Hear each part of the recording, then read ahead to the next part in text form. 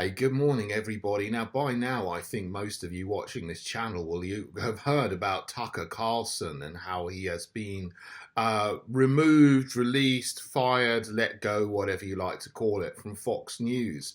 He was about one of the only people left in the United States that I regularly watch and to see what he says, because most of the stuff now coming out of the US in media is a continual load of drivel.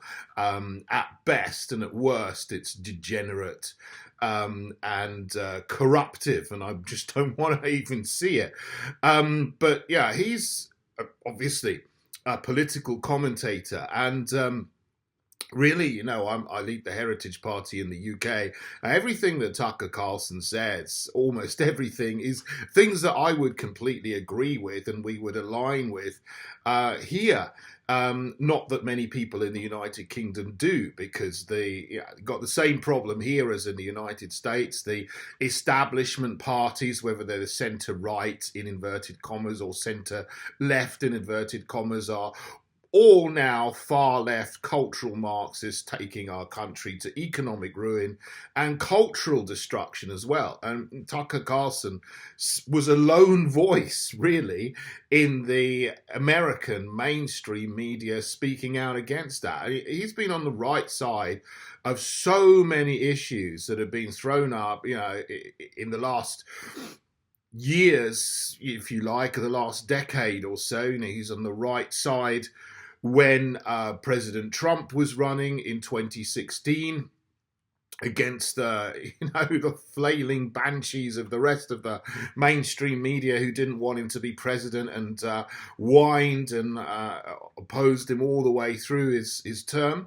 I mean, he's been on the right side of lockdowns, saying there shouldn't be any lockdowns. He's been on the right side of the experimental injections. He's been on the right side of Roe versus Wade. Of course, in the UK, the Heritage Party is the only UK-wide pro-life party. There isn't another one. I mean, there are some regional pro-life parties. There's one in Scotland. There's a couple in Northern Ireland. But none of the other mainstream parties that cover the whole of the UK are pro-life, which means, begs the question, well, what are they then? What is their attitude to looking after the life of unborn children? We're the only ones that will protect the lives of unborn children. And Tucker Carlson was absolutely on the right side on that issue, and he's on the right side against the continual warmongering of the West, not least in the Ukraine situation.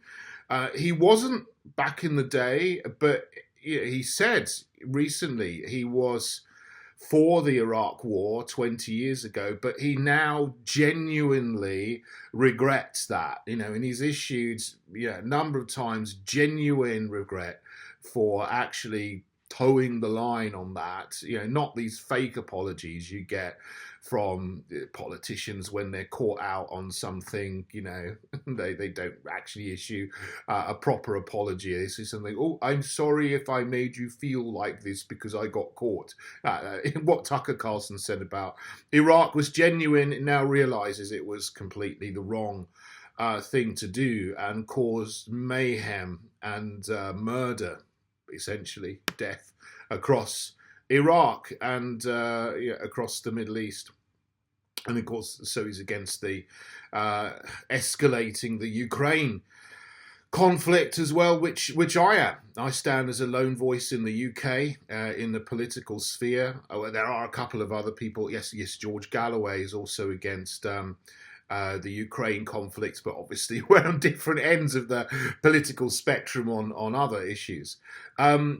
It's almost incredible to think that once upon a time, not so long ago, people thought of Fox News as being a bulwark and a bastion of freedom against the rest of the mainstream, which was trying to undermine freedom, but really they've just, the scales, I think, now will have finally fallen off everybody's eyes about Fox News, that they're just the same as all the others in the mainstream. They're filled with people who are globalists and pushing the globalist agenda. So what you're going to be left with, Hannity and whatever. I don't even watch his show.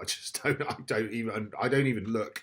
So I think Fox News have really shot themselves in the foot here, because Tucker Carlson was the only reason why a lot of people, like most of their audience, I would imagine, the only reason they watched Fox News was to see Tucker Carlson, because he's the only person left, or was the only person left in the mainstream actually telling unadulterated truth.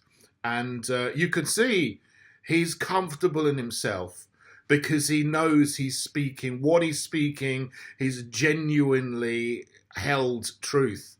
And you don't get that from the other people who just push narratives and to manipulate and control the population, rather than to report the news at the least, or to give you truth at the best, which is what journalists used to do. But most have been completely captured by the New World Order. But he will go on, and I don't know where he'll end up next, but I'll still be watching, and I think a lot of people will. Same as with Mark Steyn in the UK here. He's Canadian, but he's based in the UK, and other people who are truth tellers in the media, having now to create their own platforms, but they will still be there, and will still be growing the community that stands against what Tucker Carlson's actually said. It is evil, the evil which is trying to take over the world, that is completely irrational, but is so obvious now. We're not just fighting a political battle, where we have different ideas about how to get to the same solution where we are making life better. We're now fighting people who are deliberately trying to destroy everything. And there's no reasoning with these people. You have to fight, yes, politically, but also spiritually. And an amazing thing, I think, he said in his speech at the weekend at the Heritage Foundation in the United States was, let's just everybody take 10 minutes a day to pray about these things, to lay these things before the Lord Jesus Christ and ask for his help in fighting evil, because there's no greater help than the Lord Jesus Christ. Okay, thanks for watching, everybody. God bless you all.